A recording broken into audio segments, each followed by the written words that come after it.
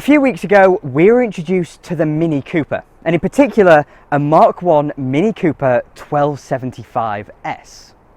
A car that I think, at least, is the British performance car with the biggest legacy. But there's an awful long time between 1965 and the present day, where the Cooper name has become synonymous with the Mini brand. So today on TwinCam, we're looking at what I think is the ultimate Mini, the Mark 3 Mini Cooper S.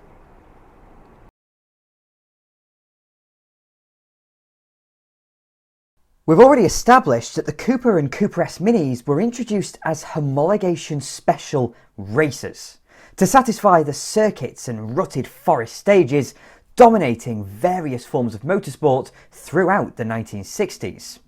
And as the Mini progressed into Mark II form for 1967, the Cooper followed.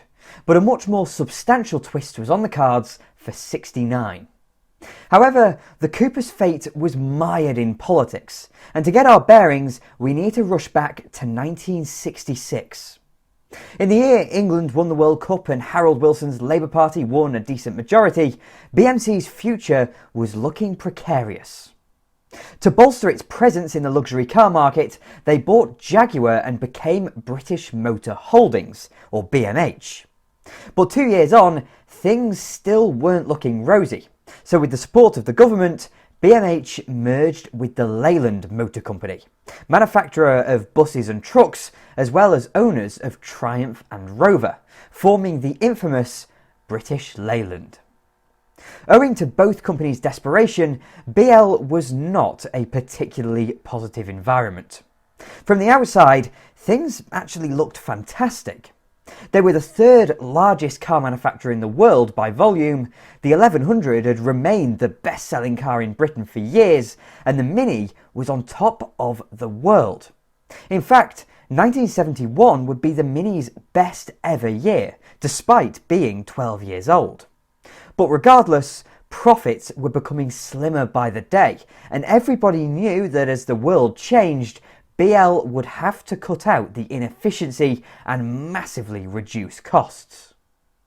One of BMC's most unnecessary cash drains was in its research and development. Over the years, they'd racked up a frankly ludicrous number of advisors. Famous faces like John Cooper himself and Daniel Richmond of Downton Engineering were not proper employees of BMC, but each had, as did many others, individual freelance deals with the company, essentially bypassing the in-house development teams. While Richmond in particular did some brilliant work in developing the A-Series engine, they were rightly seen as a pain in BL's backside for draining the coffers. The Mini Cooper S, for example, had many expensive Downton parts fitted to it, had an engine quite far removed from anything else in the A-Series family, and most obviously bore the name of Mr. Cooper. That deal for those badges was costing BL far too much money, so it had to come to a stop. The contract ran to 1971, at which point BL would kill off the Cooper. But while the hunt for cost savings was in flow, development didn't end. The Mark III Mini as a whole deserves its own video. So extensive a refresh it was that it commanded its own development code, AD020. And in the process, BL's engineers explored the possibility of not just a frontal facelift, but fitment of a hatchback and a radically altered interior. But with funds not growing on trees, the final car looked much more like the car we already knew. The Austin and Morris badges were no more, and the body shell was massively altered. The Mark II facelift brought in a larger rear screen and bigger rectangular rear lamps for better visibility, as well as a new hexagonal grille to make it more smiley. But the Mark III went much further, with smaller changes like the bumpers, boot lid and guttering being overshadowed by all new doors. Finally, the Mini had internal hinges, a much safer door latch and handle, and most importantly, wind-up windows. For a decade, the Mini had personified austerity, but now it was beginning to look like a proper grown-up car. At the bottom of the range were the Mini 850 and Mini 1000, both using the same engines that were available before, with the central instruments and the accepted happy face. But the news was the introduction of the Mini Clubman. It may not have had a hatchback, but the Clubman was moody, with a modern rectangular front end styled by Roy Haynes, who did the Mark II Cortina. But in addition to the cosmetics, the Clubman had a new interior, with less exposed metal and instruments in front of the driver. How decadent.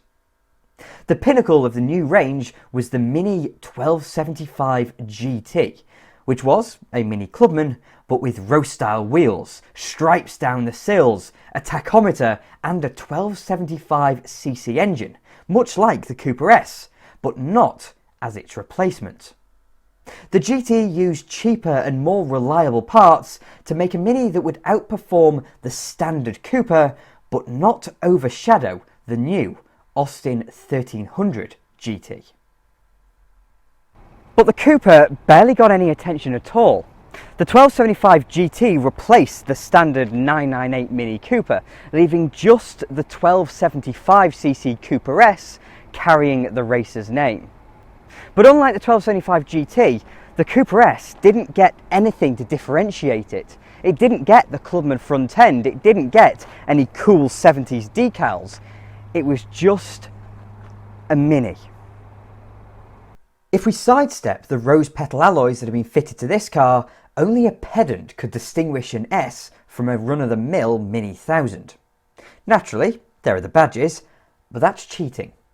Only slightly wider steel wheels, the bumper overriders and twin fuel tanks raise this above the Mini your mum would drive, making the Mark III Cooper S two things: a sleeper and a display of BL's laziness. In fact, even the marketing shots were just touched up Mark IIs.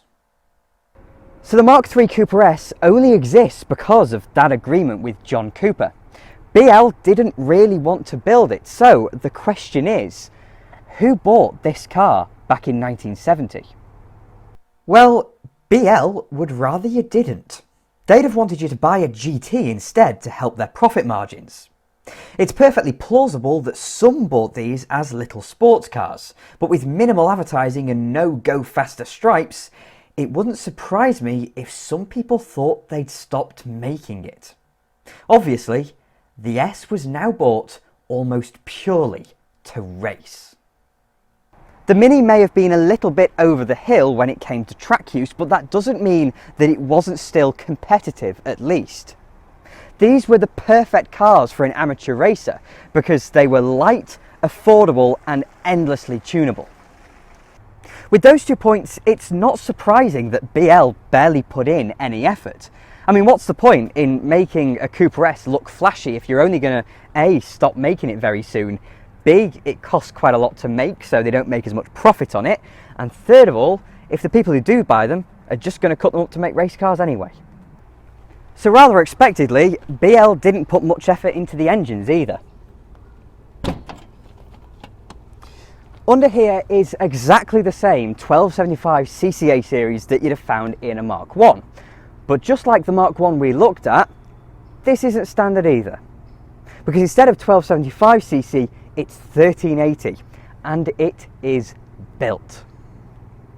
Beneath this sweet, innocent-looking little body is another Swift-Tune engine. At the aforementioned 1380cc with a lumpier cam, a set of rockers, a cylinder head, a balanced crank flywheel and rods, and a set of H4 carburetors, meaning this 670 kilogram Mini produces 100 brake horsepower.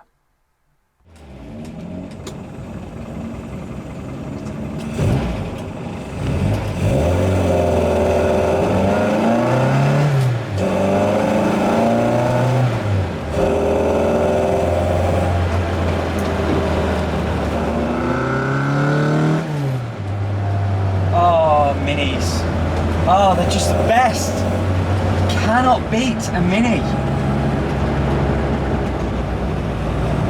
So just like with the Mark I video, I can't tell you how the original engine feels, how an original 1275 Mark III's would have felt.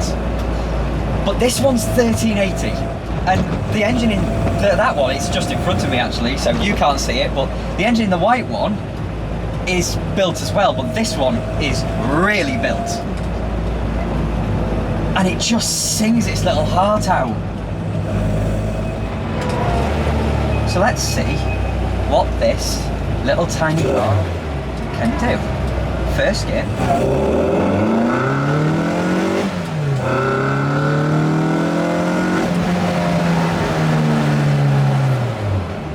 That was only second gear.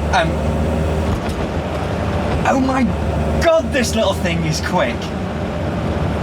This is the thing, when 100 horsepower doesn't sound like a lot in the modern world.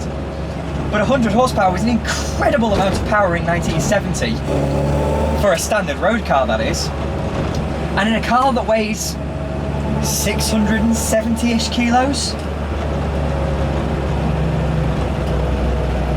Fast is an understatement. It is off its face.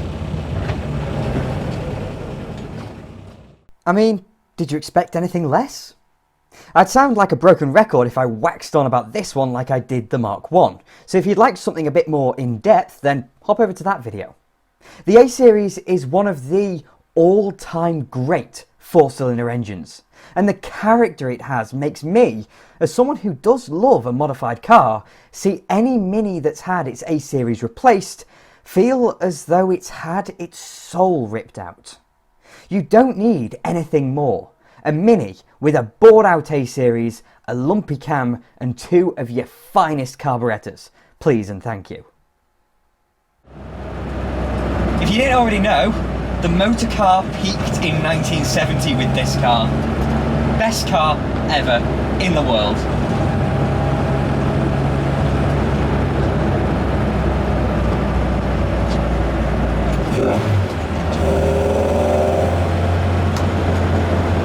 It's just so willing to just kind of pull.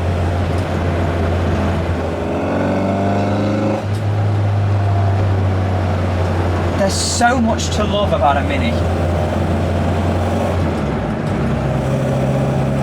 So compared to the Mark 1, the interior in here is a lot darker. It's all black vinyl as opposed to the mad red and little patterns of the Mark 1. But fundamentally, it is the same. So I still have my big central speedometer.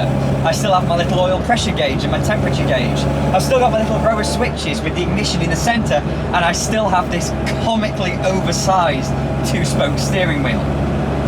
I'm also horrendously cramped in here because my knees seem as though they're wrapping around my ears. I'm so cramped in the front of the car. But it works. It's a Mini and it's perfect. But this car is also quite a lot more refined than the Mark 1, because not only do we have a bit more sound deadening in here, but of course we have the wind-up windows. I mean, look at that. Amazing, eh? I have a sunroof in this one as well, which is cool to have.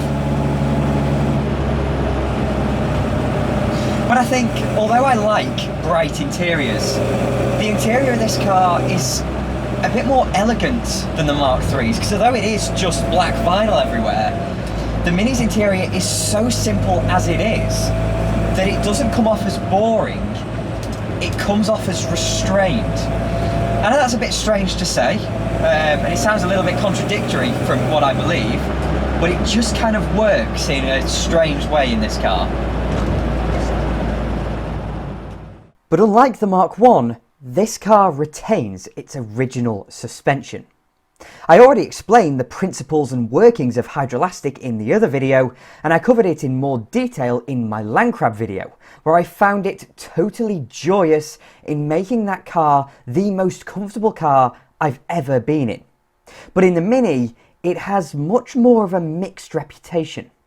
Many people strip it out for the stiffness of rubber cones on the track, but from 1964 to 1970 or so, every Mini had hydrolastic, and the Cooper S retained it until the end of production, while the Clubman had it just to use up remaining stock. And compared to the Mark 1, it's incredibly comfortable. This car doesn't jolt over bumps, it doesn't bounce.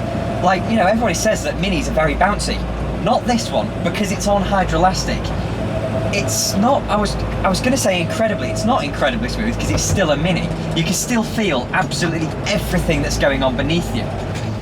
But there's no bounciness, there's no crashing over bumps. The hydrolastic on this car makes it so much more usable.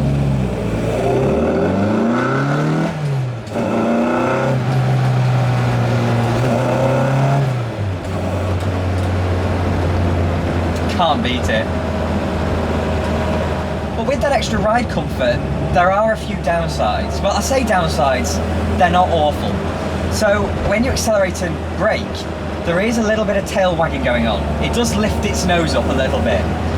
And then when you're steering, there is a bit of roll in it as well, so it really does move from side to side, this car, unlike the Mark 1, which stays very, very level. But that doesn't compromise any of the Mini's sharpness. It still feels razor sharp to drive, and it still feels just as darty, just as willing and just as nimble to do whatever you want this car to do. And we're only in a town now, but just around town the steering is so responsive, even with such a huge steering wheel. Just the tiniest little flick of your wrist and you dive into a corner. It's just so joyous to pedal about the place.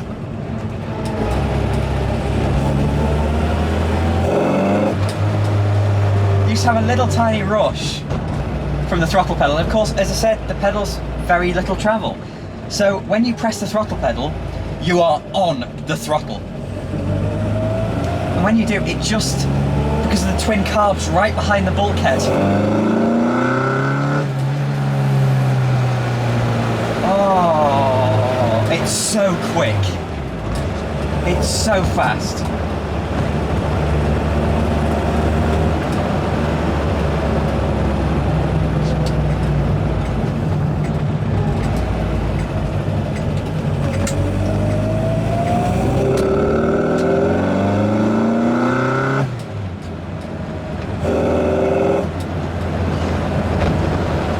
Just starts snorting at you. What a fabulous, fabulous little car. So I want to come back to a point I made at the start of this video about why this car is my ultimate Mini. Because although it may be the final iteration of the original run of Coopers and Cooper S's, there's nothing that actually differentiates it from the cars that came before. And this isn't the quickest Mini. It's heavier than a Mark 1 and it doesn't have the grunt of the ERA Mini Turbo that came along in the 80s. But this era of Mini is by far my favourite. Izagonis is said to have disapproved of the wind-up windows, typical, but I think that it cleans up the side profile of the car with no external hinges and the single pane of glass. So I think it's the cleanest looking Mini. It doesn't yet have the black bumpers on it. It still is narrow body, and so it looks very pure. It's still got all the chrome on it too. Then there's the very fact that it is from the early 1970s, so it comes in fabulous colours like this bronze yellow. And then there's the fact that it's a Cooper S, so it goes. And that means that this car is very unassuming. Nobody who didn't know their Minis would look at this car and know what it could do. And that's why this is my ultimate Mini. And on that note, thank you very much for watching. If you enjoyed the video, then please do click like and subscribe to TwinCam as well. I'm forever indebted to my wonderful Patreon supporters, so if you'd like to support me that way, then please do follow the link in the description. And I'll have more videos coming along soon.